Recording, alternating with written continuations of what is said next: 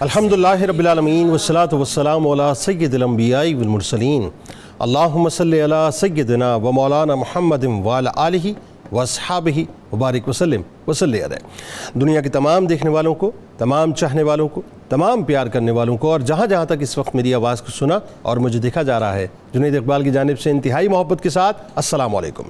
ایک بار پھر ناظرین، آپ کو پر نور صبح نور کے ساتھ میں دل کی عطا گہرائیوں سے خوش آمدید کہتا ہوں، اور آئیے بلا توقف چلیں حضرت ابو انیس محمد برکت علی علیہ رحمہ کی تالیف اسماء النبی کریم صلی اللہ علیہ وآلہ وسلم سے رسول اللہ صلی اللہ علیہ وآلہ وسلم کا ایک اسم مبارک پڑھنے اور سننے کی سعادت حاصل کرتے ہیں۔ سیدنا النجم الثاقب صلی اللہ علیہ وآلہ وسلم، ہمارے سردار روشن ستارے، درود و سلام بھیجے اللہ آپ صلی اللہ علیہ وآلہ وسلم پر، آپ صلی اللہ علیہ وآلہ وسلم کی آل پاک پر، اور صحابہ کرام رضوان اللہ تعالیٰ علیہم اجمعین پر۔ حضرت حذیفہ اللہ تعالیٰ عنہ فرماتے ہیں، حضور نبی کریم صلی اللہ علیہ وآلہ وسلم نے ارشاد فرمایا کہ میرے بعد ابی بکر و عمر رضی اللہ تعالیٰ عنہما کی پیروی کرنا، اور فرمایا کہ میرے صحابہ رضوان اللہ تعالیٰ علیہم اجمعین ستاروں کی مانند ہیں، جس کی پیروی کرو گے ہدایت پا جاؤ گے۔ ناظرین کرام، آئیے اپنے تمام تر جذبات کو سمیٹ کر ادب کے تقاضوں کو ملحوظ خاطر رکھتے ہوئے انتہائی محبت کے ساتھ تصور میں احد کے میدان کی جانب چلتے ہیں کہ جہاں پہنچتے ہی ہماری نگاہ ایک مزار شریف پہ پڑتی ہے، جہاں دو پتھر نشانی کے طور پہ نظر آتے ہیں۔ اس قبر انور کے اندر ناظرین دو ہستیاں اس وقت تشریف فرما ہیں، ایک مامو جان ہیں اور ایک بھانجے ہیں، یعنی ایک حضرت امیر حمزہ رضی اللہ تعالیٰ عنہ ہیں اور ایک حضرت عبداللہ ابن جہش رضی اللہ تعالیٰ عنہ ہیں۔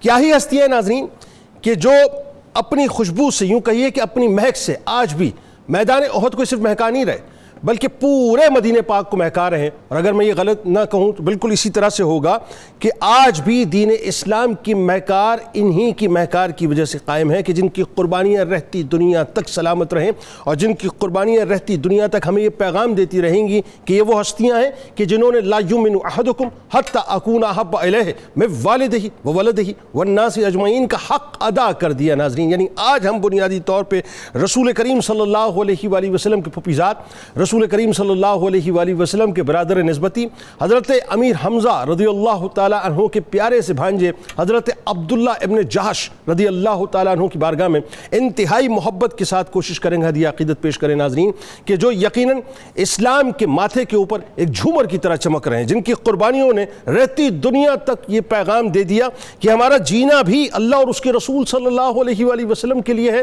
اور ہمارا مرنا بھی رسول کریم صلی اللہ علیہ وآلہ وسلم کے دین کے لیے ہے۔ جن کے سر اقدس پہ ناظرین السابقون الاولون کا عظیم ترین اور حسین ترین تاج سجا، جن کو اللہ تبارک و تعالیٰ نے یہ شرف عطا کیا کہ جو صاحب الہجرتین کہلائے، جن پر اللہ تعالیٰ نے یہ فضل کیا کہ آپ اس وقت ایمان لائے جب رسول کریم صلی اللہ علیہ وآلہ وسلم دار ارقم میں ابھی داخل نہ ہوئے تھے۔ ذرا تصور کیجئے ناظرین، یہ جملہ روی میں کہہ دینا بہت آسان ہے، لیکن اگر اس جملے کی اہمیت اور اس کی حیثیت کو سمجھنے کی کوشش کریں تو آپ کو اندازہ ہوگا کہ یہ وہ موقع ہے جس موقع پر کفار تلے ہوئے تھے کہ معاذ اللہ ثم معاذ اللہ رسول کریم صلی اللہ علیہ وآلہ وسلم کو شہید کر دیا جائے، جس موقع پہ کفار تلے ہوئے تھے کہ صحابہ کرام رضوان اللہ تعالیٰ علیہم اجمعین کو شہید کر دیا جائے، اس موقع پہ چند ایک نفوس جو سرکار مدینہ صلی اللہ علیہ وآلہ وسلم کی آواز یعنی لبیک پر لبیک کہتے ہیں، ان میں ایک حضرت عبداللہ ابن جہش رضی اللہ تعالیٰ عنہ بھی شامل ہیں۔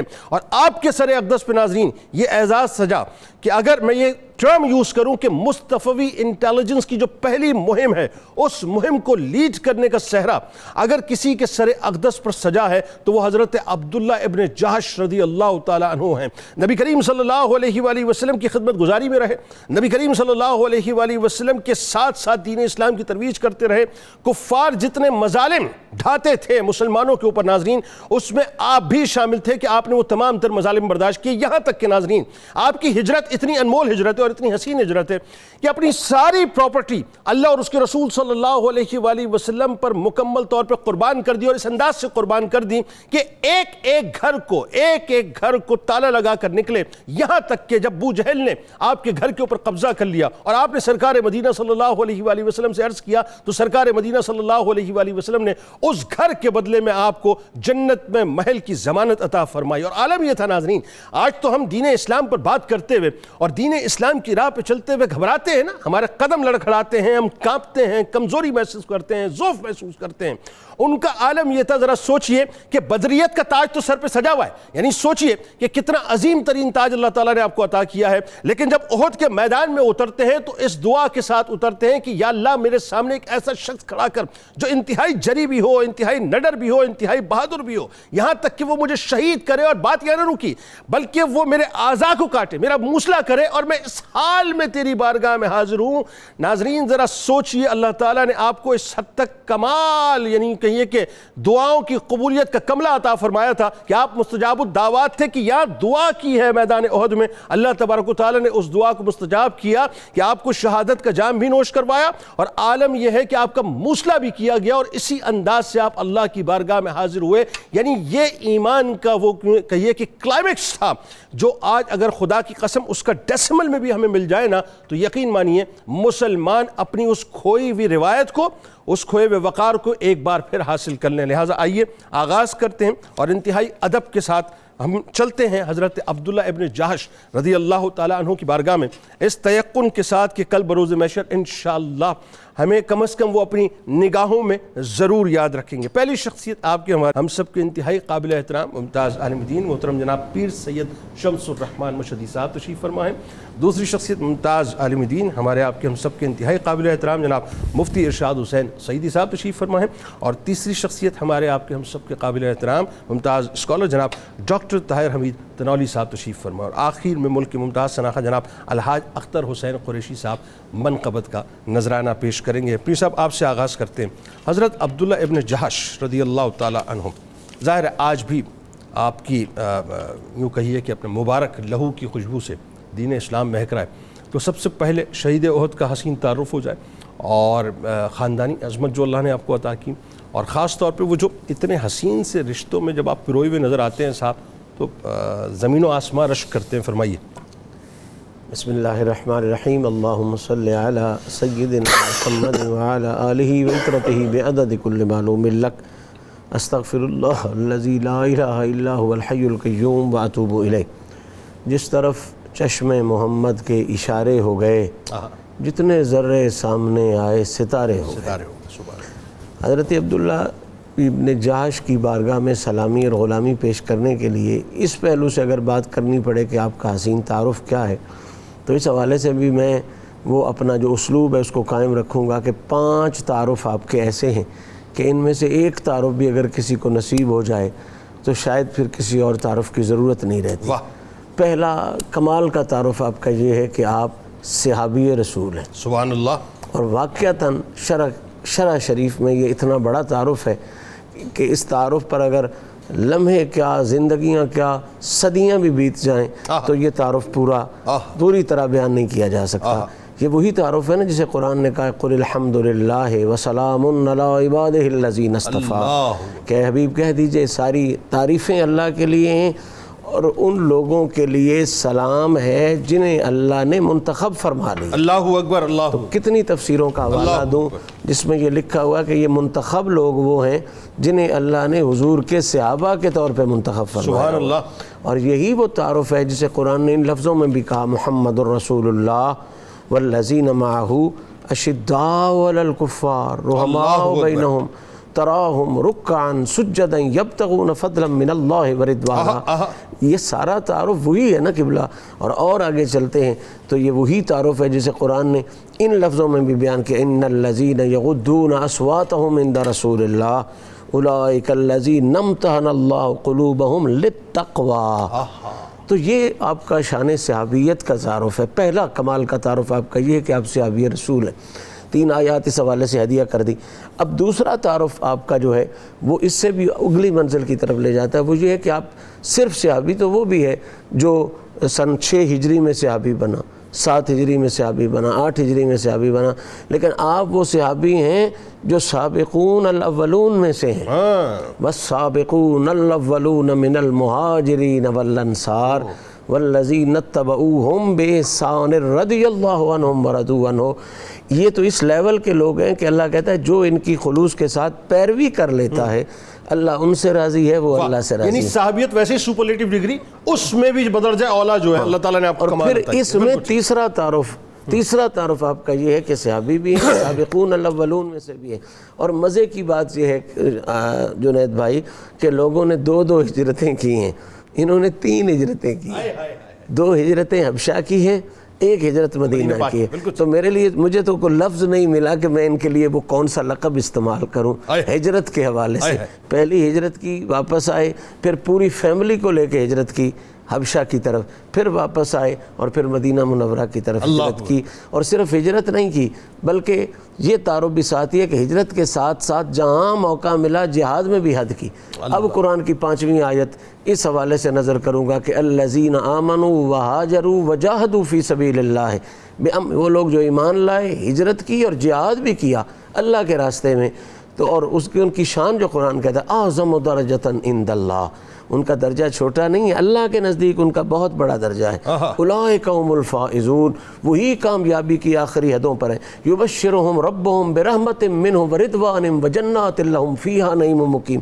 اللہ تعالیٰ انہیں مبارکیں دے رہا ہے، انہیں جنتیں ملیں گی خالدین فیہا ابدا، ہمیشہ اس میں رہیں گے. ان اللہ عنده اجر عظیم، اللہ نے ان کے لیے اجر عظیم رکھا ہے. تو یہ 3 تعارف تو آپ کے سامنے آ گئے. چوتھا بات بھی میں خاندانی تعارف میں اور ان کے تعارف میں ملا کے پیش کرنا چاہتا ہوں.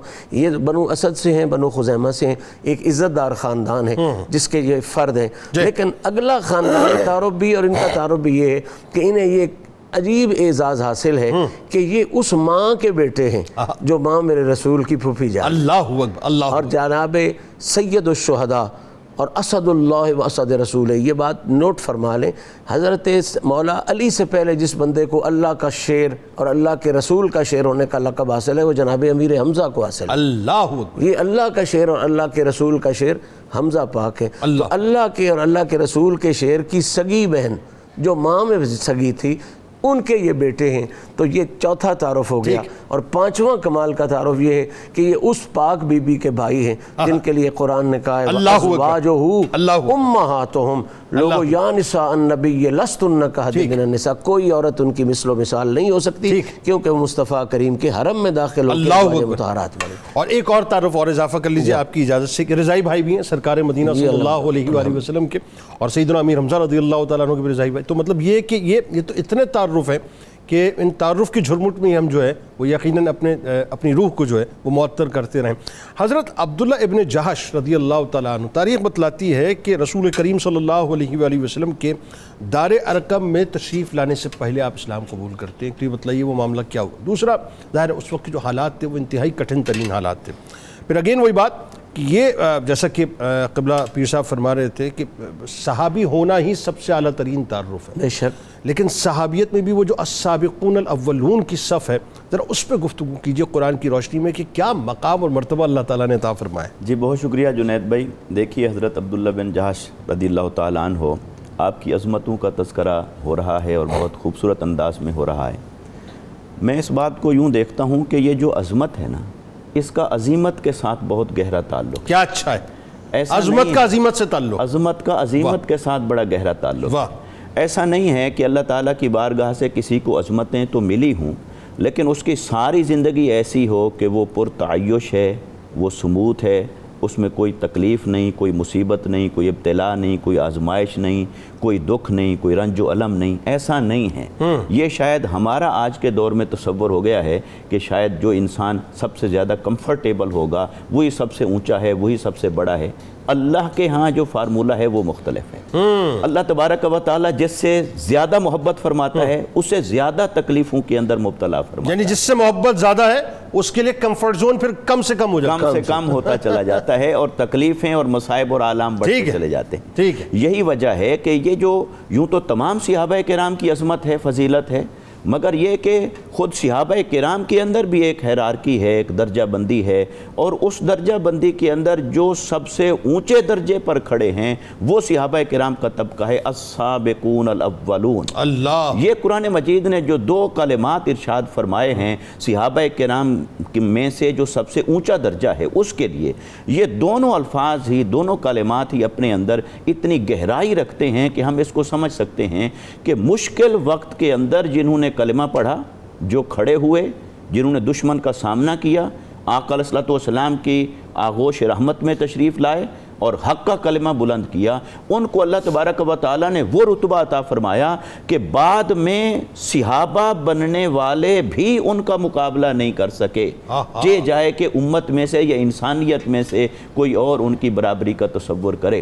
تو حضرت عبداللہ بن جہش رضی اللہ تعالیٰ عنہ بھی انہی صحابہ کرام میں سے ہیں جو بالکل ابتدا کے اندر ہی ایمان لائے، اور جیسا کہ آپ نے بھی تذکرہ فرمایا، یعنی آقا علیہ السلام ابھی دار ارقم میں تشریف فرما نہیں ہوئے، گویا کہ اسلام کی ابھی باقاعدہ تبلیغ کے لیے جو پہلا مرکز بنا ابھی اس کا بھی وجود عمل میں نہیں آیا، اور اس سے پہلے آپ کلمہ پڑھتے ہیں اور دین اسلام کے اندر داخل ہوتے ہیں، تو وہ تو ایسا دور تھا کہ اس میں تو جو آپ کے یعنی معاشرے کی مخالفت اور مزاحمت تو دور کی بات ہے، خود جو آپ کے خونی رشتے ہیں، جو آپ کی فیملی ہے، ان میں سے بھی کوئی ساتھ کھڑا ہونے کو تیار نہیں ہوتا تھا، وہ مشکل وقت تھا، اور اس میں حضرت عبداللہ بن جہش وہ زلف رسول صلی اللہ علیہ وسلم کے اسیر ہو جاتے ہیں، کلمہ حق سر بلند کرتے ہیں، اور پھر ہر قسم کی تکلیفوں کے لیے کھڑے ہو جاتے ہیں، پھر ایک ہجرت حبشہ کی طرف، پھر دوسری ہجرت حبشہ کی طرف، پھر بعد ازاں مدینہ منورہ کی طرف ہجرت، اور پھر قربانیاں، پھر غزوات میں شرکت۔ تو یہ ساری زندگی کا نقشہ ان کا بتا رہا ہے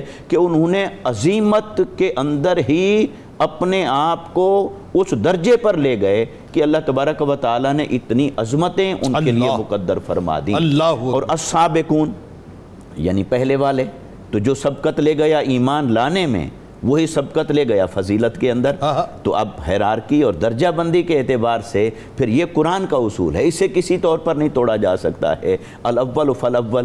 پھر اس کے بعد قرآن مجید نے جو دوسرا کلمہ ارشاد فرمایا الاولون، یعنی السابق کے اندر بھی یہ معنی پایا جا رہا تھا کہ جو سبقت لے گیا، بالکل ٹھیک ہے، اور سبقت لے جانے والوں میں پھر اول، تو جسے کہتے ہیں نا نور علی نور، کہ اللہ تبارک و تعالی نے وہ جو طبقہ ہے صحابہ کرام کا سب سے اولین، ان کو اتنا نور علی نور کر کے بیان فرمایا ہے قرآن مجید کے اندر کہ پھر بعد میں آنے والے صحابہ کرام بھی ان کا مقابلہ نہیں کرتے۔ سبحان اللہ۔ اور اس درجہ بندی کو اگر دیکھیں تو السابقون الاولون میں پھر صرف اہل مکہ کو شامل نہیں فرمایا، بلکہ اس کی کو فیض اور برکت اللہ تعالیٰ نے اہل مدینہ کو بھی عطا فرمایا، فرمایا من المہاجرین والانصار، کیونکہ وہاں بھی کچھ وہ تھے جو بن دیکھے ایمان لا چکے تھے، اور کچھ بیعت عقبہ اولیٰ میں اور ثانیہ میں ایمان لائے، تو ان کو بھی اللہ تبارک و تعالیٰ نے وہی سبقت، وہی فضیلت عطا فرمائی۔ مگر اس سب کے پیچھے آخری وہی جملہ عظیمت۔ لہٰذا آج ہمارے لیے، ہر مسلمان کے لیے، خاص طور پر مذہبی لوگوں کے لیے یہ ایک پیغام ہے کہ عیش و عشرت کا نام فضیلت نہیں ہے، بلکہ تکلیفیں سہ کر دین کا جھنڈا اور حق کا جھنڈا سر بلند کرنے کا نام ہی عظمت ہے۔ واہ! میں ابھی جب ظاہر انٹرو میں بات کر رہا تھا، یہ مشکل ترین مرحلہ ہوتا ہے کہ اپنے آپ کو اس طرح سے پیش کر دینا کہ اپنی جان، اپنا مال، سب کچھ اللہ اور اس کے رسول کی بارگاہ میں۔ یعنی آپ یہ دیکھیے کہ اسلام کی راہ میں اپنی جائیداد کو، وہ جو ایک آپ کی یوں کہیے کہ ڈومیننسی تھی مالی اعتبار سے، اس کو بھی آپ نے قربان کر دیا، پلس اس کے بدلے میں جو بشارت ملی، اس بشارت پہ دلی اطمینان اور قلبی اطمینان بھی اس حوالے سے کہ جو سرکار نے فرمایا منوانا ویسا ہی مجھے ملنا ہے۔ اور پھر یقیناً وہ جو ہجرتوں کا سفر ہے جس کا ایک سمجھ لیجئے کہ اشارہ کیا آپ نے، 3 ہجرتیں آسان ترین کام نہ تھا، اور اتنی قربانیاں کہ جس کو آپ بیان کریں تو آپ بیان نہیں کر سکتے۔ بتلائیے۔ بسم اللہ الرحمن الرحیم۔ جنید صاحب بہت شکریہ۔ بلا شبہ صحابہ کرام کی جو عظمت ہے جنید صاحب، جب ہم دیکھتے ہیں اللہ رب العزت نے ان ہستیوں کو انبیاء کے بعد جو عظیم مقام عطا کیا، اس میں بنیادی اور مرکزی نقطہ یہ کیا وہ ہے صحابیت، بے شک، کہ انہیں آپ صلی اللہ علیہ وسلم کی قربت اور آپ صلی اللہ علیہ وسلم کی صحبت حاصل ہے۔ یعنی آپ تصور کریں کہ صحابہ کرام کی جب ہستیوں کو ہم دیکھتے ہیں، کوئی شجاعت میں مرد میدان ہے، کوئی علم میں ہے، کوئی کسی اور شعبے میں ہے، کوئی کسی اور شعبے میں ہے، لیکن اللہ رب العزت نے جب ان کی عظمت کو بیان کیا اور ان کے امتیاز کو بیان کیا تو ان کے اس انفرادی اور امتیازی وصف کو ہائی لائٹ نہیں کیا، جس چیز کو مرکز اور بنیاد بنایا وہ حضور کی صحبت ہے۔ اس کا مطلب یہ ہوا کہ حضور کی صحبت کوئی ایسا وصف آپ کو دے دیتی ہے، ان ہستیوں کی شخصیت میں کوئی ایسی خوبی پیدا کر دیتی ہے جس کا متبادل کوئی نہیں۔ اللہ وہ کیا ہے؟ یہ شاید مولانا روم کا شعر ہے کہ حمد بے حد مر رسول پاک را آنکھ ایمان داد مشت خاک را۔ ساری تعریفیں اس رسول اللہ کے لیے جنہوں نے مٹی کے اس تودے کو ایمان دے کے کیا سے کیا بنا دیا۔ اللہ اکبر، اصل چیز ایمان ہے۔ اللہ، اور ایمان کو جنید صاحب جب حقیقت کے طور پہ دیکھنا ہو تو وہ ہستیاں صحابہ کرام ہیں۔ اللہ اکبر، یعنی ایمان فنکشن کیسے کرتا ہے اور ایمان ایک عام انسان کو بدل کے کیا سے کیا بنا دیتا ہے، اس کا نمونہ کامل وہ ہستیاں ہیں جو حضور کی بارگاہ سے بن کے نکلی۔ سبحان اللہ۔ یہ ایمان کی تاثیر ہے کہ پھر ہر چیز سیکنڈری ہو جاتی ہے۔ آپ کی جان، آپ کی اولاد، آپ کا مال، آپ کی جائیدادیں، ان میں سے کسی چیز کی اہمیت باقی نہیں رہتی۔ اسی کا ایک اظہار ہمیں حضرت عبداللہ ابن جہش کی شخصیت میں بھی نظر آتا ہے اللہ، کہ جب آپ ہجرت کر کے تشریف لے گئے، آپ نے اپنے گھر خالی کر دیے اور لاک کر دیا گھر کو، اور بعد میں کیا ہوا؟ ابو جہل نے اس گھر پہ قبضہ کر لیا، اور یہ ساری خبریں تو پہنچ رہی تھیں مدینہ پاک، اور ہسٹری یہاں تک بتاتی ہے کہ اس گھر کا یہ حشر کیا کہ اس کو جس طرح آپ کہتے ہیں نا رف استعمال کرنا، یعنی آنے جانے والے دیکھتے کہ وہاں پہ چمڑے پڑے ہوتے خشک کرنے کے لیے، بدبودار ماحول بنا ہوتا، کیا سے کیا بنا ہوتا۔ جب یہ ساری خبریں حضرت عبداللہ ابن جہش تک پہنچی تو ظاہر دل تو دکھتا ہے۔ جس جائیداد کو آپ نے بنایا ہو، جس جائیداد کو آپ نے سنوارا ہو، اور وہ غیروں کے ہاتھ میں چلی جائے اور اجڑ رہی ہو، برباد ہو رہی ہو، تو انسان تکلیف میں تو ہوتا ہے۔ تو آپ نے آپ صلی اللہ علیہ وسلم کی بارگاہ میں جب عرض کیا تو آپ نے فرمایا کہ آپ کو یہ پسند نہیں کہ اس کے بدلے میں اللہ رب العزت آپ کو جنت میں اس سے بہتر محلات عطا کرے، اس سے بہتر رہائش گاہیں عطا کرے، اس سے بہتر مکانات عطا کرے۔ بس اتنا کہنا ہی کافی تھا۔ آپ کو جو تمام غم تھے اپنی اس پراپرٹی کے جانے کے، اس جائیداد کے جانے کے، وہ غم جاتے رہے۔ اللہ کو تو یہ جو ایک خوبی ہے ایمان کے نتیجے میں صحابہ کرام کے اندر جو نیا ہمیں نظر آتی ہے۔ اچھا، اس کی پھر آگے تاثیر آپ دیکھیں، یہ صرف یہاں تک نہیں ہے کہ جب ایمان آپ کے اندر آیا تو آپ کی زندگی کی مادی ترجیحات بدل گئی، نہیں، پھر ذات کی فنکشننگ بھی بدل جاتی ہے۔ اللہ اکبر، آپ سے وہ اعمال سرزد ہونے لگتے ہیں جو عام آدمی نہیں کر سکتا۔ اللہ، آپ کا ارادہ مقبول بارگاہ خداوند بنتا ہے۔ اللہ اکبر، آپ کے اعمال اللہ رب العزت کی بارگاہ میں سزاوار انعامات بنتے ہیں۔ اللہ اکبر۔ اب دیکھیں کتنے کام ہیں جو ہم دیکھتے ہیں کہ آگے حضرت عبداللہ ابن جہش کے ذریعے سے ہوئے۔ اللہ رب العزت نے آپ کو کیا کیا امتیازات عطا کیے اور آپ کے اعمال کو کس درجہ کی قبولیت کے درجے تک پہنچایا۔ ہجرتوں کی بات دیکھیں نا، آپ کی تین ہجرتیں کو آسان ہے۔ اب ہجرتیں یہ دو قربانیاں ہیں، یعنی دو چیزیں ہم نے نہیں بولنی جو ہے صاحب۔ ایک تو یہ ہے جب آپ ایمان کو اپنے اندر اتار لیتے ہیں تو پھر زندگی کے فیصلوں میں اللہ کی رضا آپ کی ترجیح اول بن جاتی ہے۔ ایسا ہی، بالکل ایسا۔ پھر آپ کو سفر کی صحبتیں نظر نہیں آتی، اولاد کی تکلیفیں نظر نہیں آتی، مال کا قربان ہونا، ضائع تو اس کو کہہ نہیں سکتے، اللہ کی راہ میں چلا جانا یقیناً سعادت لگتی ہے، حتیٰ کہ اپنی جان بھی آپ اللہ کی امانت سمجھ کے بے چین رہتے ہیں کہ اب اسے میں اللہ کی بارگاہ میں فدا کروں۔ ایک تو اس کا یہ ہے، لیکن اس کا ایک کانسیکوینس، ایک نتیجہ بھی نکلتا ہے۔ وہ نتیجہ کیا نکلتا ہے کہ آپ کی شخصیت اس تاثیر تک چلی جاتی ہے جو ایمان کے بغیر ممکن نہیں۔ اللہ اکبر۔ آپ کی شخصیت سے وہ اعمال اللہ رب العزت ادا کرنے کے اور انجام دینے کی توفیق عطا کر دیتا ہے جو اعمال ایمان کے بغیر ہو نہیں سکتے، کیونکہ آپ کی قبولیت اب شروع ہو جاتی ہے۔ اب آپ کا ارادہ مشیت اور خداوند کی اتباع میں کام کر رہا ہوتا ہے۔ آپ کے اعمال اللہ رب العزت کی مشیت کی اور اللہ رب العزت کی رضا کی پیروی میں انجام پذیر ہو رہے ہوتے ہیں، لہذا ان کے نتائج بھی مختلف ہوتے ہیں۔ بالکل ٹھیک ہے، یہی تو سبب ہے، کہاں 313 کہاں 1000۔ بدر سے آپ دیکھنا شروع کریں، جتنے مارکے ہوئے ان میں عددی لحاظ سے تو کچھ بھی آپ کو موافقت نظر نہیں آتی۔ تو صحابہ کرام کیسے غالب آتے رہے عددی لحاظ سے، اپنے مقابل جو بڑے تھے اسلحے کے لحاظ سے، طاقت کے لحاظ سے، ہر لحاظ سے غالب لوگ تھے، ان پر وہ کیسے غالب آتے رہے اس کمیت کے لحاظ سے کم ہوتے ہوئے بھی؟ اس لیے غالب آتے رہے کہ ان کے پاس جو طاقت تھی وہ کفار کے پاس طاقت نہیں تھی، وہ ایمان کی طاقت۔ بالکل ٹھیک ہے ناظرین، ہمارے ساتھ جڑے رہیے۔ ایسے ہی نہیں صاحب ان ہستیوں کے تذکارے پاک ہوتے۔ حضرت عبداللہ ابن جہش رضی اللہ تعالیٰ عنہ نے جہاں وہ جو حسین سے رشتوں کا پاس رکھا نا کہ رسول کریم صلی اللہ علیہ وآلہ وسلم کے آپ پوپیزاد بھی ہیں، آپ رضائی بھائی بھی ہیں، آپ برادر نسبتی بھی ہیں، سیدنا امین رمضان رضی اللہ تعالیٰ عنہ کے بھانجے بھی ہیں، تو ان نسبتوں کا رشتوں کا تو آپ نے پاس رکھا، لیکن وہ جو اعلیٰ و عرفہ رشتہ ہے اللہ اور اس کے رسول صلی اللہ علیہ وآلہ وسلم سے تعلق کا، آپ دیکھیے کیسا پاس رکھا کہ سب کچھ سرکار مدینہ صلی اللہ علیہ وآلہ وسلم کے قدمین شریفین پہ قربان کر دیا اور رہتی دنیا تک اپنی خوشبو سے دین اسلام کو مہکا دیا۔ درود پاک پیش کیجئے سرکار کی بارگاہ میں، ان کی آل کی بارگاہ میں۔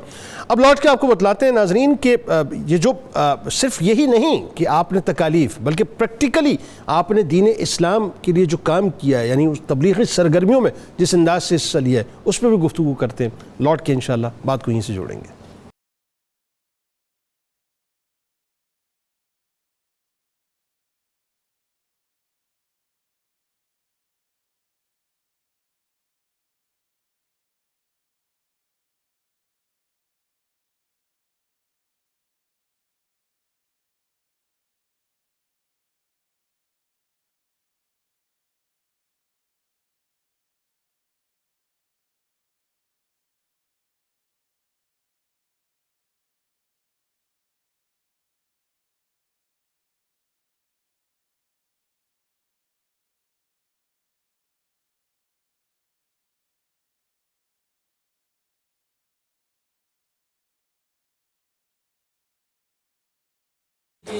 جناب ایک بار پھر میں آپ کو خوش آمدید کہتا ہوں۔ ناظرین کرام، آج حضرت عبداللہ ابن جہش رضی اللہ تعالیٰ عنہ کی بارگاہ میں ہدیہ عقیدت پیش کر رہے ہیں، اور آئیے پیر صاحب سلسلے کو ذرا وہاں سے جوڑتے ہیں۔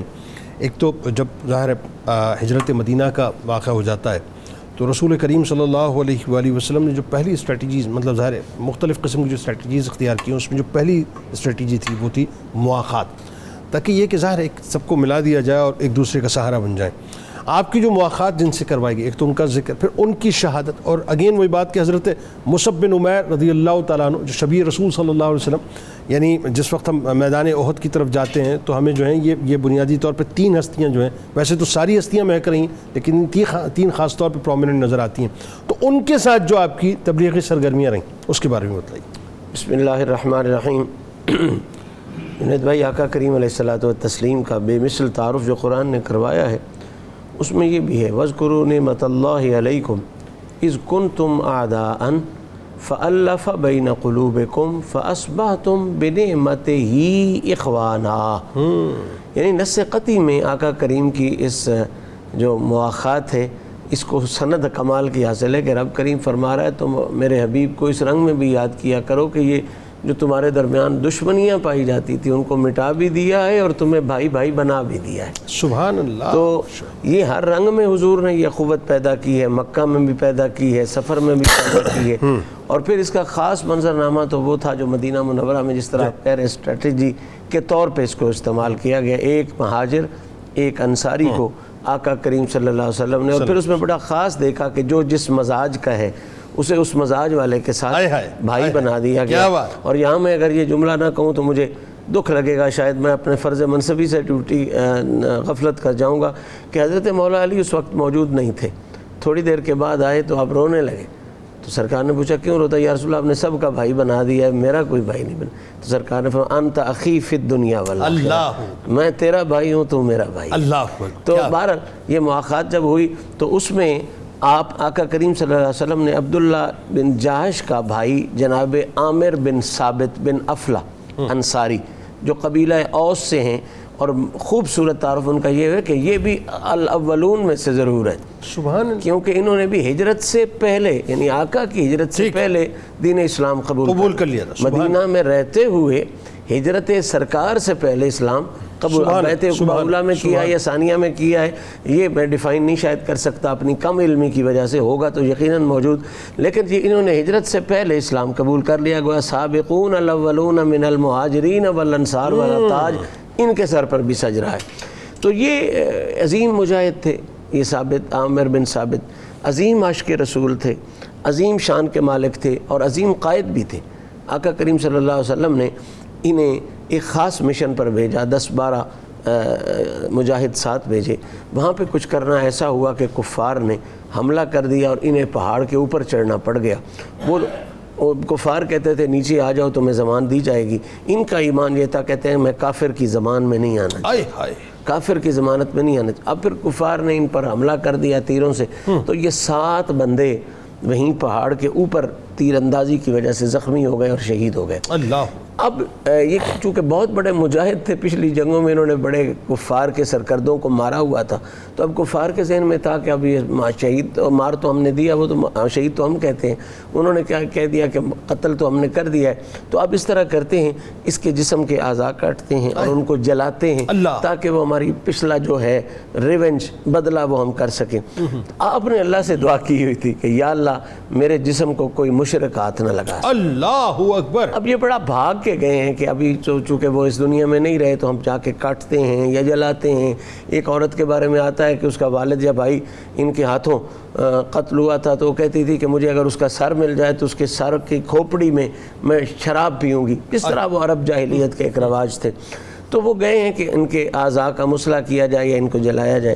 تو اللہ کا نظام کہ جب دیکھتے ہیں تو شہد کی مکھیوں نے آپ کا پہرا شروع کر دیا۔ اللہ، اتنی شہد کی مکھیاں آپ کے وجود اتر کے آس پاس آ گئی ہیں کہ کوئی کافر قریب بھی نہیں جا سکا۔ پھر انہوں نے سوچا کہ چلو دن کے وقت شہد کی مکھیاں ہوتی ہیں، رات کو تو شہد کی مکھی نہیں رہتی، اڑ جائے گی، تو رات کو کریں گے۔ تو اب اللہ کا نظام چونکہ درویش کی، اللہ کے نبی کے صحابی کی دعا تھی، اللہ قادر مطلق ہے، تو رات کو جب وہ گئے تو رات کو اتنی شدید بارش ہوئی کہ پھر بھی ہاتھ نہ لگا سکے، بلکہ اس بارش کی وجہ سے ایک سیلاب کی کیفیت آ گئی اور حضرت کا جسم عطر وہاں سے غائب ہو گیا۔ اللہ اکبر، اللہ اکبر۔ تو یہ کیفیت آپ کی وصال کی، آپ کی شہادت کی ہوئی، اور اتنی شان والے اور اتنی عزت والے آپ کے یہ مواخات والے بھائی تھے، جناب عامر بن ثابت بن افلا انصاری۔ ساری زندگی نبی پاک صلی اللہ علیہ وسلم کی جو پیدا کی ہوئی مواخات تھی اس کو کمال انداز میں نبھایا، کمال انداز میں عبداللہ ابن جاش کے ساتھ پیار فرمایا، کمال انداز میں عبداللہ ابن جاش کے ساتھ ہر چیز میں تقسیم فرمائی۔ پھر عبداللہ ابن جاش کی بات ہم کر رہے ہیں کہ آپ کی جناب مصعب بن عمیر کے ساتھ جو تبلیغی سرگرمیاں تھیں اور اس قسم کی کیفیات تھیں، یہ اپنی مثال آپ ہیں۔ لفظ چھوٹے ہو جاتے ہیں ان کو سلام پیش کرنے کے لیے، اور وقت تو اکثر ہی چھوٹا ہو جاتا ہے۔ اچھا جی مفتی صاحب، آئیے اب ذرا یہ بتائیے، حضرت عبداللہ ابن جہش رضی اللہ تعالیٰ عنہ کو ایک اعزاز اور ملا کہ جو مصطفی انٹیلیجنس کے لیے جو پہلا مطلب یوں کہیے کہ اپنا لشکر ترتیب دیا سرکار علیہ السلام نے ایک مہم کی صورت میں، اس کی قیادت، اس کو لیڈ کرنے کا صحرا آپ کے سر پہ آیا، وہ کیا معاملہ ہوا تھا ذرا وہ بتائیے، اور اس وقت جو آپ کی ظاہر شجاعت، آپ کی بہادری دیدنی تھی، فرمائیے۔ بہت شکریہ جنید بھائی، خوبصورت ٹرم آپ نے استعمال کی، مصطفی انٹیلیجنس۔ حضور نبی اکرم صلی اللہ علیہ وسلم کو اللہ رب العزت نے جہاں نبوت کی شان عطا فرمائی، وہاں آپ نے اسوہ حسنہ ایسا عطا فرمایا ہے عملی زندگی کا، معاشرتی زندگی کا، سیاسی زندگی کا، قومی زندگی کا، کہ وہ رہتی دنیا تک کے لیے، قیامت تک کے لیے وہی اسوہ کامل ہے۔ اور مسلمان جب تک اس راستے کو اختیار نہیں کریں گے تب تک اپنے زوال کو کبھی بھی عروج میں نہیں بدل سکتے ہیں۔ حضور نبی اکرم صلی اللہ علیہ وسلم نے کس طریقے سے حکمت عملی ترتیب دی اور پھر غلبہ دین حق کو اپنی منزل مقصود تک پہنچایا، اس میں یہ انٹیلیجنس کے بھی بہت سارے واقعات ہمیں ملتے ہیں کہ آقا علیہ الصلوۃ والسلام نے اس اسٹریٹجی کو کئی مواقع پر استعمال فرمایا۔ یہ جو تھا کہ ہجرت کے فوراً بعد، چونکہ جو قریش مکہ تھے وہ چونکہ ہجرت کے بعد بھی وہ پوری طرح مضطرب تھے کہ مسلمانوں کو کسی طرح ان کو وہاں چین سے نہیں رہنے دینا، انتقام لینا ہے، اور معاذ اللہ وہ تو ختم کرنے کے ارادے لیے بیٹھے تھے۔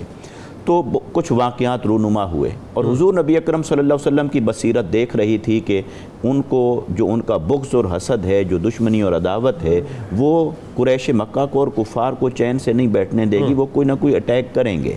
تو آقا علیہ الصلوۃ والسلام سب کچھ دیکھ رہے تھے، تو آپ اپنے صحابہ کرام کو تیار بھی رکھنا چاہتے تھے اور حالات پر نظر بھی رکھنا چاہتے تھے۔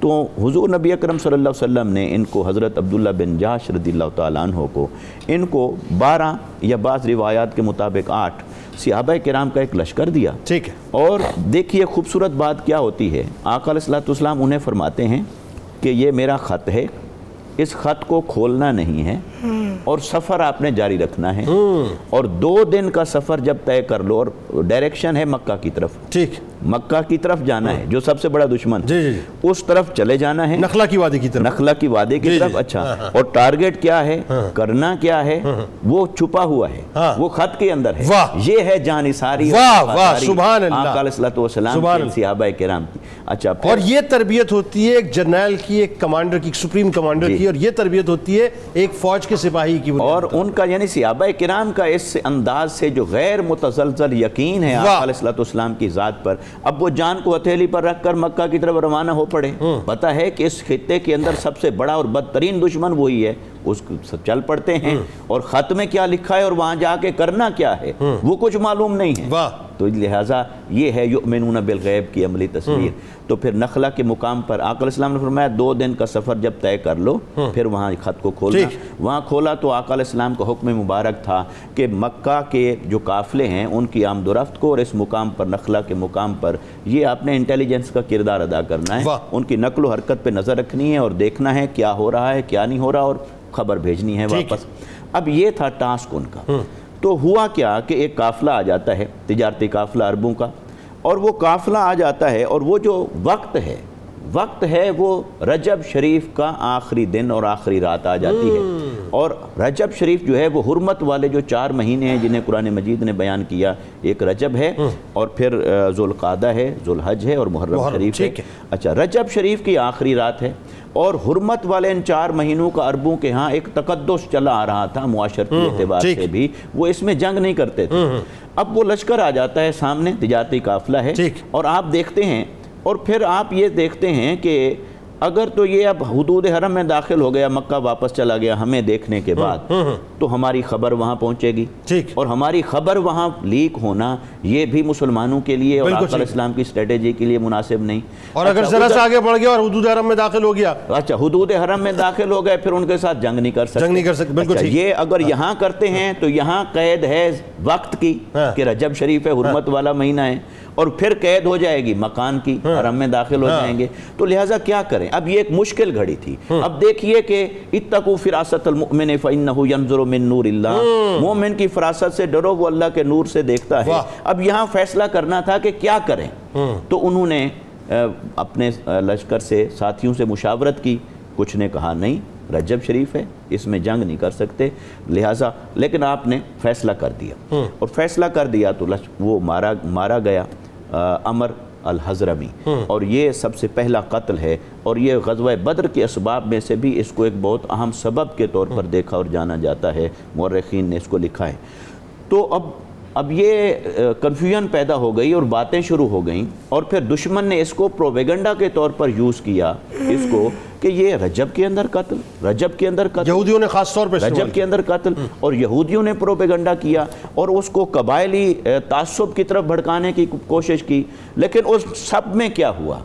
قرآن مجید نے صفائی دی، اور اللہ تبارک و تعالیٰ نے جو ارشاد فرمایا وہ آیت مبارکہ سورہ البقرہ کی ہے، فرمایا یسألونک عن الشہر الحرام، اے حبیب صلی اللہ علیہ وسلم یہ آپ سے حرمت والے مہینوں کے بارے میں جو سوال کر رہے ہیں، قتال فی، کہ اس میں قتل کرنا جائز ہے کہ نہیں، اللہ تعالیٰ نے کمپیریزن وہاں پر دیا، فرمایا کہ بے شک یہ اس میں قتل کرنا یہ بے شک بڑا جرم ہے، بڑی بات ہے، لیکن وصد عن سبیل اللہ، وہ جو اللہ کے راستے سے روکنا ہے، وہ جو کفر والے کر رہے ہیں، اہل کفر کر رہے ہیں، وہ تو اس سے بڑا جرم ہے، اور فرمایا کہ وَإِخْرَاجُ أَهْلِهِ، اور ان کو اہل مکہ کو وہاں سے نکال کر ہجرت کرنے پر مجبور کر دینا وہ بھی بڑا جرم ہے۔ تو گویا قرآن مجید نے ان کے 2-3 جرائم گنوائے کہ وہ تو کفر پر بھی ہیں، اللہ کے راستے کے رکاوٹ والے بھی ہیں، اور ان کو نکالنے والے بھی ہیں، تو پھر فرمایا وَالْفِتْنَةُ أَشَدُّ مِنَ الْقَتْلِ، یہ جو قتل ہوا ہے اس سے بڑا تو وہ فتنہ ہے جو وہ کر رہے ہیں۔ لہذا قرآن مجید نے یہاں پر ایک آفاقی اصول دے دیا کمپیریزن کا، کہ جب آپ کو ایسے مسائل آئیں گے تو پھر آپ نے تقاضا کر کے فیصلہ کرنا ہے بالکل ٹھیک ہے۔ فائنلی اب ظاہر ہے وہ موقع ہے، اور یہ میں خاص طور پہ تمام دیکھنے والے سننا چاہیں گے، کیا شان ہے صاحب، اور کیا جرت ہے، اور کیا بہادری ہے، اور کیا اللہ اس کے رسول صلی اللہ علیہ وآلہ وسلم کے نام پر قربان ہونے کی لگن اور جستجو ہے کہ دو دعائیں ہیں، ایک حضرت سعد بن ابی وقاص رضی اللہ تعالیٰ عنہ کی اور ایک حضرت عبداللہ بن جہش رضی اللہ تعالیٰ عنہ کی، اور یہ بالکل احد کا میدان ہے اور موقع ہے غزوہ احد کا. ایک تو ان دعاؤں کے بارے میں اور شوق شہادت کس لیول کا آپ کا، پھر آپ کی ظاہر شہادت ہوتی ہے اس کا جو منظرنامہ، اور اگین وہی بات کہ جس طرح سے آپ کو پروٹوکول سے سرکار مدینہ صلی اللہ علیہ وسلم نے دفن فرمایا، بتلائیے. جی جنید صاحب، بالکل جو ہم ذکر کر رہے ہیں صحابہ کرام کا کہ ایمان کی معراج ان کی ہستیوں میں نظر آتی ہے، اس کا ایک مظاہرہ ان دعاؤں میں نظر آتا ہے جو دو صحابی کر رہے ہیں، حضرت عبداللہ ابن جہش اور حضرت سعد ابن ابی وقاص. یعنی غزوہ احد کا موقع ہے اور دونوں دعا کر رہے ہیں کہ ہمیں شہادت نصیب ہو. اور حضرت عبداللہ ابن جہش کی جو دعا ہے وہ کمال دعا ہے. وہ فرماتے ہیں کہ اے اللہ، میں تیری رضا کے لیے لڑنے کے لیے جا رہا ہوں اور مجھے ایک ایسے کافر سے میرا سامنا کرنا جو سب سے زیادہ بہادر ہو، جو بہت زیادہ تلوار چلانے والا ہو، بہت بے جگری سے لڑنے والا ہو، میں اس سے تیری رضا کے لیے لڑوں حتیٰ کہ وہ مجھے شہید کر دے. اور مجھے صرف شہید نہ کرے، میری ناک کاٹی جائے تیری رضا کے لیے، میرے کان کاٹے جائیں تیری رضا کے لیے، میرا مسئلہ کیا جائے تیری رضا کے لیے. اور جب میں تیری بارگاہ میں حاضر ہوں تو مجھ سے پوچھا جائے اے عبداللہ ابن جہش تیرے ساتھ یہ کیوں ہوا، تو میں کہوں اے اللہ تیری رضا کے لیے. اسی لیے آپ کا ایک لقب ہے المجدع فی اللہ، کہ وہ صحابی جن کی ناک اللہ کی رضا کے لیے کاٹی گئی، اللہ کے راستے میں کاٹی گئی. اور ایسا ہی ہوا، جس کافر سے آپ کا سامنا ہوا ایسی جنگ ہوئی اور حتیٰ کہ آپ شہید ہوئے اور اسی کیفیت کے ساتھ شہید ہوئے. اور جب بعد میں حضرت سعد ابن ابی وقاص نے دیکھا تو آپ نے کیا کہا؟ آپ نے کہا کہ میری دعا سے عبداللہ ابن جہش کی دعا زیادہ اچھی، زیادہ مقبول تھی کہ وہ اپنی دعا کا مصداق بن گیا اور میری دعا وہیں رہی. تو یہ جو مقام ہے، اچھا جنید صاحب یہاں ہمیں سمجھ آتی ہے. اب غزوہ احد کو دیکھیں تو اللہ رب العزت نے قرآن مجید میں جہاں کی غزوہ احد کا ذکر کیا ہے ان اسباب کو بتایا ہے کہ آپ دیکھتے ہیں یہ واحد غزوہ ہے جس کے اندر مسلمانوں کو کچھ نقصان بھی ہوا. ٹھیک ہے، اس کو ہم شکست قطع نہیں کہیں گے کیونکہ ایٹ دی اینڈ ایک کافر مسلمان گرفتار کر کے مدینہ طیبہ لائے تھے، کفار مکہ کوئی گرفتاری نہیں کر سکے. ٹھیک ہے نا، تو لیکن جو تھوڑی بہت ان کو زد پڑی، قرآن مجید نے جہاں ذکر کیا، بڑا قابل غور نقطہ ہے جنید صاحب، قرآن مجید نے کہیں نہیں کہا تمہاری تلواریں کمزور تھیں، تمہارے پاس سامان کم تھا، تمہارے پاس یہ کم تھا. یہ ایک ہی چیز کا ذکر کیا، تمہارے ایمان کی کیا سطح تھی. یہ بڑی قابل غور بات ہے. اور اینڈ قرآن مجید نے اس پہ کیا ان ینصرکم اللہ فلا غالب لکم وان یخذلکم فمن ذا الذی ینصرکم من بعدہ وعلی اللہ فلیتوکل المؤمنون. اگر اللہ تمہاری مدد کرے کوئی تم پہ غالب نہیں آ سکتا. اور اگر اللہ تمہیں ذلیل کرنا چاہے کون ہے جس کی مدد لوگے تم؟ لہذا اہل ایمان کو اللہ پہ بھروسہ کرنا چاہیے. یعنی بنیادی طاقت جو اہل ایمان کی ہے وہ ایمان ہے، جس کا مظاہرہ ہمیں یہاں پہ نظر آتا ہے، غزوہ احد کے اندر نظر آتا ہے اور صحابہ کرام کی شخصیات میں نظر آتا ہے. اچھا اب آپ دیکھیں یہاں پہ آپ کی تلوار کا معاملہ بھی بڑا قابل غور ہے کہ جب تلوار آپ کی کام کرنا چھوڑ گئی نے آپ کو کھجور کی شاخ دے دی، اور وہ کھجور کی شاخ آپ کے ہاتھ میں جا کر تلوار بن گئی. کیا بات ہے! اور اس کا دستہ کھجور کی وہی شاخ تھا جو شاخ دی گئی تھی. اللہ اکبر! اس لیے اس تلوار کا نام الارجون پڑ گیا، جس کا معنی ہے کھجور کی ٹیڑھی شاخ. اس کا مطلب کیا ہوا؟ ایمان کھجور کی شاخوں کو تلوار بنا دیتا ہے. واہ واہ! اور اگر ایمان نہ ہو تلواروں کے ڈھیر پتھروں کا ڈھیر ہوتے ہیں. اللہ اکبر! کیا اچھا بھائی، کیا اچھا. آج ملت اسلامیہ کے کتنے ممالک ہیں جو اسلحوں کے ذخائر کے ڈھیر پہ ہیں اور اس کی حیثیت کیا ہے؟ اللہ کیوں؟ اس کے ساتھ ایک ایمان بھی درکار ہے. اس لیے ہم اکثر یہاں اپنی گفتگو میں بیان کرتے رہتے ہیں مسلمان کی اسٹریٹجی کا ایک ایلیمنٹ ایمان بھی ہے، بنیادی ایلیمنٹ ایمان، چاہے وہ خارجہ پالیسی ہے، چاہے داخلہ پالیسی ہے، چاہے کوئی پالیسی ہے، تعلیمی پالیسی ہے، سماجی پالیسی ہے، معاشی پالیسی ہے، آپ کا انٹرنیشنل انٹریکشن ہے. جنید صاحب اگر اس کا بیسک فیبرک ایمان نہیں ہے تو آپ میں اور دوسرے میں کوئی فرق نہیں. سب برسٹ ہو گیا، بالکل برسٹ ہو، کوئی فرق نہیں، بالکل برسٹ. اور آپ کہاں ہوتے ہیں؟ دیکھیں جنید صاحب جب آپ فیصلہ نیشنلزم کی بنیاد پہ کریں گے، ان سطحوں پہ کریں گے، پھر آپ کا فیصلہ مادی معاملے سے ہوگا، کبھی کفار سے آگے نہیں بڑھ سکتے. تاریخ پاکستان آپ کے سامنے ہے، تاریخ پاکستان میں آپ کی کیا ایکویلنس تھی؟ سوائے ایمان کے کچھ بھی نہیں تھا. ان کی طاقت زیادہ، ان کی تعداد زیادہ، ان کی اسٹریٹجی زیادہ، اور اللہ رب العزت نے آپ کو غلبہ کیوں دیا؟ لیلۃ القدر کی رات کی برکت سے کہ آپ کے پیچھے ایمان کی طاقت تھی. ایسا ہی یہی غزوہ احد کا پیغام ہے جسے ہمیں آج دیکھے. بالکل ایسا. اور کیا بہت شکریہ ایک تو تینوں احباب کا، اور کیا کمال. ناظرین آپ دیکھیے کیا شاندار زندگی صاحب، اور کیا شاندار رخصت کہ جیسی موت چاہی، جیسی شہادت چاہی، اللہ تعالیٰ نے ویسی شہادت عطا کی. اور اس سے بڑھ کے ناظرین میں تو یہ سمجھتا ہوں کہ کیا اعزاز ہے، مطلب اس سے بڑا کوئی اعزاز نہیں ہو سکتا کہ دست مصطفیٰ صلی اللہ علیہ وآلہ وسلم ہو اور آپ اتنی چاہ کے ساتھ اپنے پیارے چچا جان سید الشہداء حضرت امیر حمزہ رضی اللہ تعالیٰ عنہ کو اور حضرت عبداللہ ابن جہش رضی اللہ تعالیٰ عنہ کو، دونوں رضائی بھائیوں کو، ایک رضا بھائی جو ہے اپنے دست مبارک سے لحد میں اتار رہے ہیں اور ان کو جو ہے وہ اپنا مٹی کے سپرد کر رہے ہیں، تو اس سے بڑھ کے اعزاز اور کیا ہوگا۔ آئیے کتاب الشفا کی جانب آپ کو لیے چلتے ہیں۔ فقر و فاقہ سے نجات کا وظیفہ بتلاتے ہیں کہ جو شخص فقر و فاقہ میں گرفتار ہو کر کثرت سے یا وہابوں کا ورد کرتا رہے، یعنی اگر وہ گرفتار ہو چکا ہے تو یا وہابوں کا ورد کرتا رہے، انشاءاللہ بہت جلد غربت اور تنگ دستی کا خاتمہ ہو جائے گا۔ حضرت علی کرم اللہ وجہ الکریم کا قول مبارک ہے کہ جو کوئی سخاوت اختیار کرتا ہے وہ لوگوں میں سردار اور بزرگ ہو جاتا ہے۔ روزنامہ 92 نیوز میں آج موضوع پڑی گا حضرت عبداللہ ابن جہش رضی اللہ تعالیٰ عنہ کے حوالے سے۔ ایکس پہ ہمیں فالو کر لیجئے، فیس بک پیج کو لائک کر کے، یوٹیوب چینل کو سبسکرائب کر کے بیل آئیکن کو ضرور کلک کر لیجئے۔ ملک کے ممتاز سناخہ، سینئر سناخہ جناب الحاج اختر حسین قریشی صاحب ہمارے ساتھ موجود ہیں، منقبت کا نذرانہ انشاءاللہ ان سے پیش کروائیں گے۔ اور آئیے جاتے جاتے نعرہ، لیکن اس سے پہلے تجدید عہد وفا، لا یؤمن احدکم حتی اکون احب الیہ من والدہ وولدہ والناس اجمعین۔ اللہ تعالیٰ آپ کا، ہمارا، ہم سب کا، پاکستان کا، امت مسلمہ کا اور غزہ کے رہنے والوں کے لیے خاص طور پہ دعا کیجیے، ان کا حامی و ناصر، آمین۔ پاکستان کا مطلب کیا؟ لا الہ الا اللہ محمد رسول اللہ صلی اللہ علیہ وآلہ وسلم۔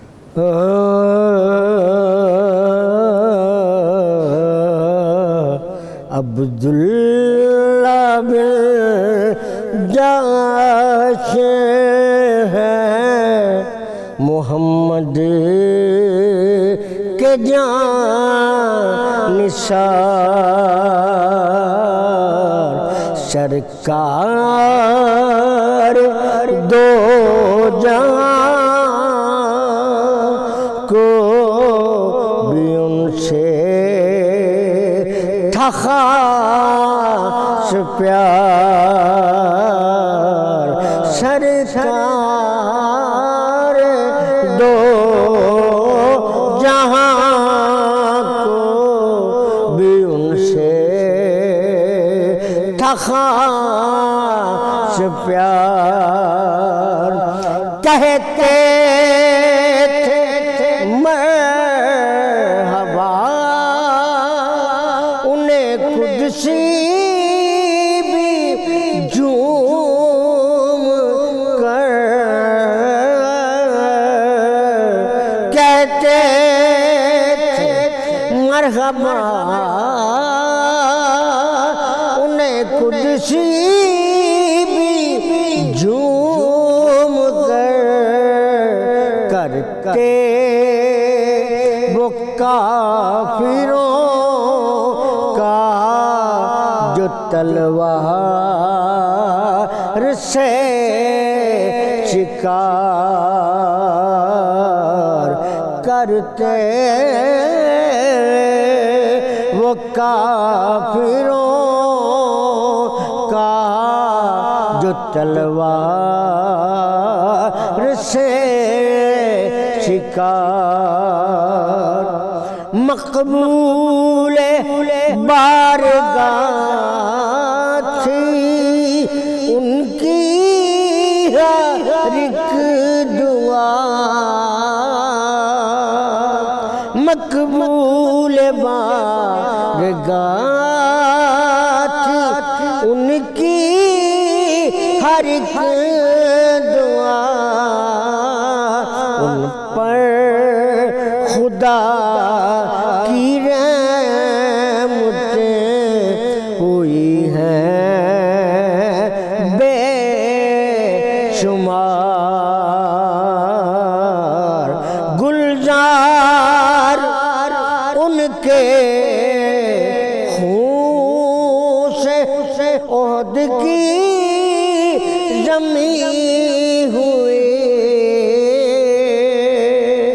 گلزار ان کے خون سے عہد کی زمین ہوئی، مرقد کو ان کے چومتی جنت ہے بار بار، مرکد کون کو چومتے جنت ہے بار بار عبداللہ اور حمزہ پہ ساجد سلام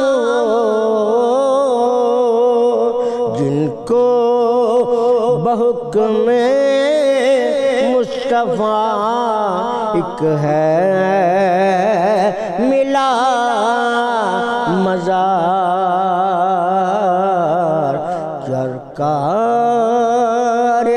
دو جہاں کو بھی ان سے تھا خاص پیار